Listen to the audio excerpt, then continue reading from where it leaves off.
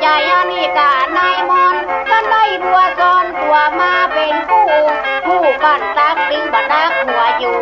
ตั้งแต่นี้โปรดเท่าจะสอนลาน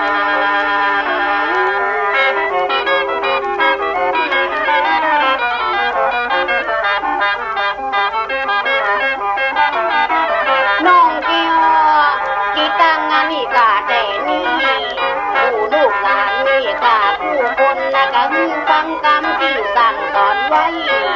มันจึงนะบาปบัดนี้จะสั่งลูกหลานผู้หัวตัวคนปากันจำคำพ่อเท่าพ่ออุ้ย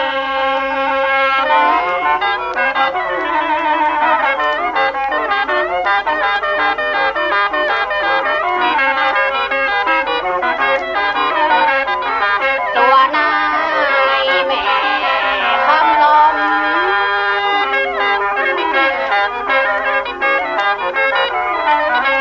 รอบังหัวกันไหนอันนี้ก็เป็นจังพ่อน่าจะเป็นกองตินดังกันว่าสั่งกันว่าสอนคำใดกันฟังแล้วพอจะไปจังคนเข้าสมังเสริมตั้งนี้ต่อไปคิดอย่าไปไว้ใจก็คือมันค่อยฟังคำไว้เป็นบ้านแล้วจะสอนลูกนานผู้คนนั้นนี่คนเข้าที่สะไม่ก่อนจะไปว่าโดนโหดผู้สูงเป็นลูกหลานลูกเต้าผู้คนประกันจืดจำกำไว้เป็นมันขอมือมันน่าจะเดินเหมือนกับน้ำแม่ใหญ่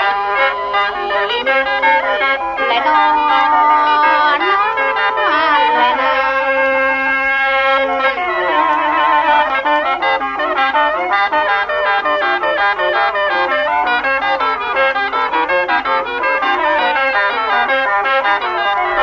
นายมอนตั้งแต่นี้กันต่อวันไปนะกันฟังกันข้าพ่อจะตั้งจะสอน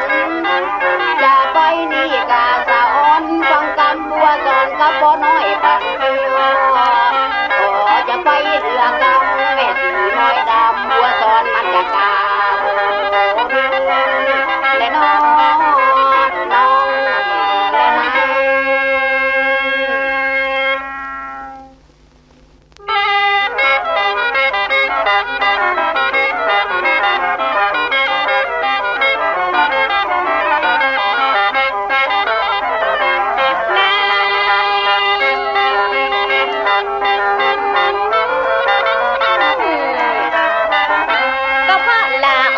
เป็นคนสมัยจะไปใจนิสัยเป็นเป็ดเป็นเต่าผู้ฟังกำพ่อเท่าแม่เท่าอย่าไปละหีบเก่าหอยหลัง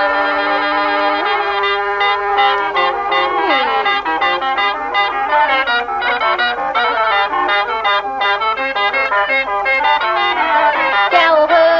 ยละอ่อนคือเป็นคนสมัยจะไปใจนิสัยเหมือนเป็ดเหมือนเต่าผู้ฟังกำพ่อเท่าแม่เท่าบัดเดียวปิ้งอย่าเล่าบรรยายจะละของโบราณเก่าเพื่อจะฮือหางเพื่อมาเป็นของสมัยเพราะว่าบ่เดียวเป็นสมัยไวไฟมันตันอกตันใจบ่เหมือนโบราณก่อนนั้น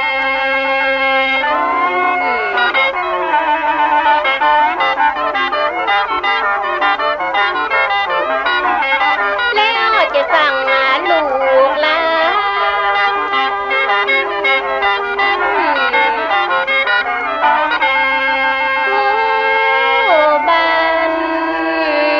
ก็คือก้อยจืดยำเอา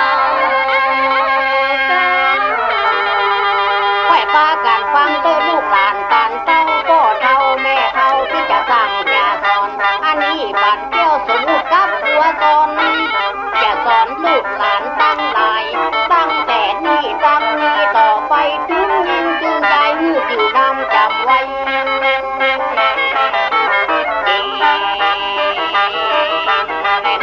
ก็สู้เป็นลูกซ้ำสู้เป็นเต้าพ่อเท่าแม่เท่าตินอย่าสั่งจะสอนถ้าฟังกำไรแม่บัวสนติงบ่าอูทนติงบ่เดือดร้อนจะไปละขว้างล้ำไปโบราณสมัยนี้มันไกลแต่ก่อนแม่ขอสอนเมื่อสู้เป็นลาอ่อนนะจำจื่อถอยเอากัน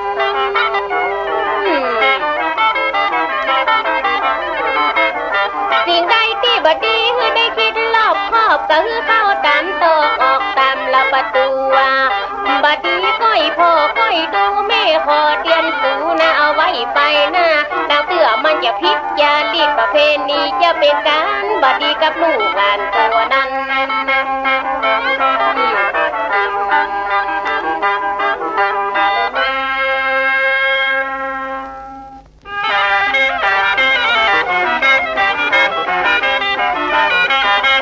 การแห่มันต้องแห่ใส่เจิ้งอย่าเอาจิ้นเปิ้ลแล้วมาใส่จิ้นตัวเนี่ยอย่างอันมันบะเน้นมันบะนัวก็ถึงหัวเป็นกรรมเป็นบาปอยู่เต้าเป็นลูกเป็นหลานตะกันชื่อกันจำเป็นขึ้นเป็นมันลูกหลานตันเต้าเป็นจ้องเป็นบ้านจำเอาไว้เมียดี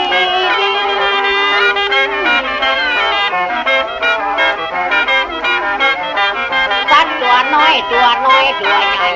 ตั้งแต่นี่จะได้คำพาบุตรีจะมือชีวิตกินทีสิ่งบาดีก้อยจำกำคาจะไปใกล้แห้งมีกาไล่กาก็จะเทศนาบอกจำไว้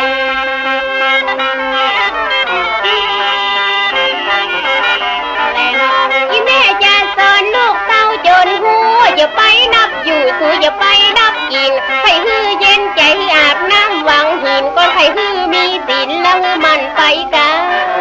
อันนี้คำสั่งคำสอนอีแม่บัวสอนติงอย่าเอามาว่าพอลูกเต้าอย่าไปตีกองแข่งฟ้าอย่าไปขี่ม้าแข่งตาวัน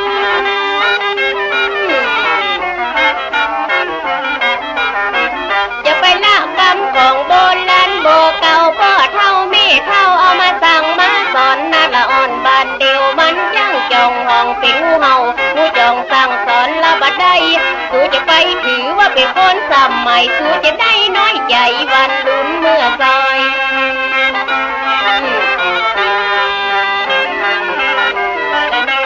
ป้ากันจะไม่ดีกำดูค่ะตั้งนี้ไปหน้าเนื้อหมูลูกหมูลาน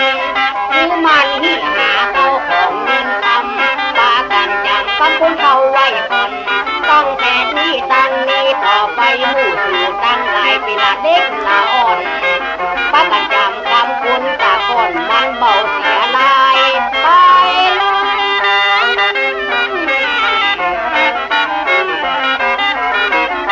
ยังห้องวัดวานี่กาบาเขาบรรนับคนเขาเป็นแม่ตาจังจะเงี้ยอย่างอีพิษกินพิษทำเป็นลูกเป็นนานจะไปล่วงกรรมมานี่จำนี่กาเอากรรมกับเจ้าแม่อาจารย์บอกนี่จำไว้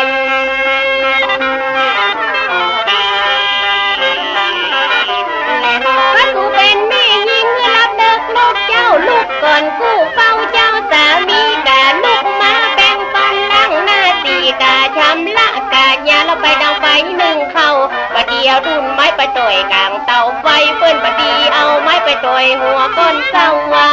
ดังไฟหนึ่งเข้าเมื่อเจ้าจะไปยั่งเดือดโนว่าก็นั่งเอาเป็นกับแม่ยิงแม่ย่ามันจะต้องเขาลูกเขาจะต้องนับถือเพราะว่าโบฮือสุดตีนเงินมือเขาจะต้องปฏิบัติรักษาลูกมาเมื่อเจ้าใส่เข้าปูจะต้องไว้ต้องสาพระพุทธาบ่ยัง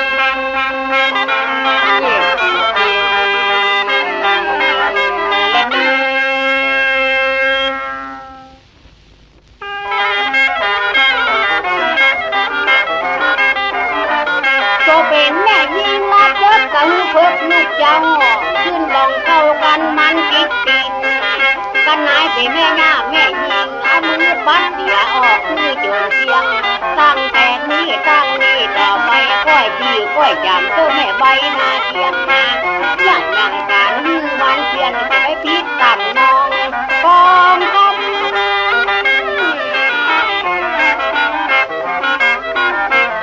คือนายตักเด็กคือเพิกลูกเจ้าค่อยตักเขานี่กาลงต่ำน่าจะไปแดกมองดังคือมันเพียงสนั่นทั่วบ้านตีบ่อน้อยอันตีบ่อนั้นนายตักเด็กคือเพิกลูกเจ้า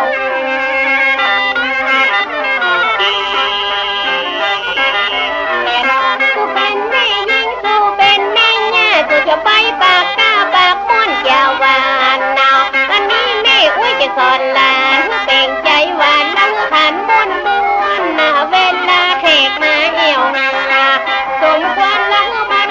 วนนักก่อนปากหวานก่อนว่าเฮาขันม่วนไผ่ตึงบ่นายบ่จ้า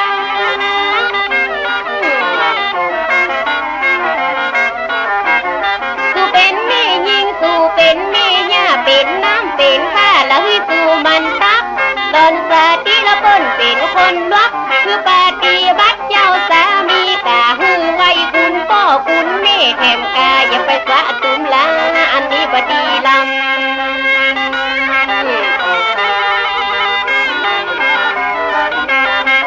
ถ้ากะจำแล้วนี่กะไว้เตอมันมีป่าเลิกหมู่ลูกหมู่หลานกันบ้านมีการมีงานกันพี่น้องเอามาแอวเท่ากันถึงการลากกันตะพี่เวลา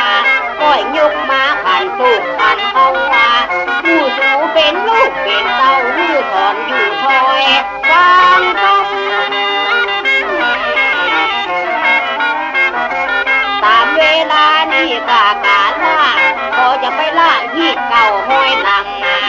คือปากันที่กันจำเป็นลูกเป็นหลานบ้านเหนือบ้านใต้กันว่าพี่น้องเปิดมาเปิดไปมือนายก้อยจ่าก้อยอู้ก้อยนอนและน้อง เขาเป็นแม่ยิงรับเด็กลูกเจ้า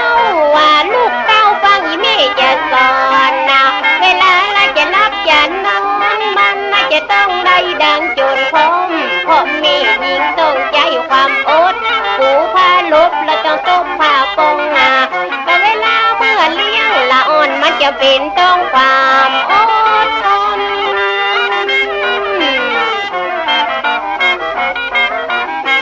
พอเขาเป็นแม่ยิงมันจะต้องฉลาดมันปัดมันกวาดปฏิบัติคัดดีอันนี้มันสิ่งสั่งสอนด้วยกันดีมันจะมีละสีแก่เจ้าบัดใจแม่อุ้ยอวดสั่งอวดสอนอย่าไปจังบัวสอนแม่เข้าเมืองป่าเล่นน้ำอันนี้เป็นสิ่งคุณงามความดีลูกหลานควรมีประจำตัวอยู่แล้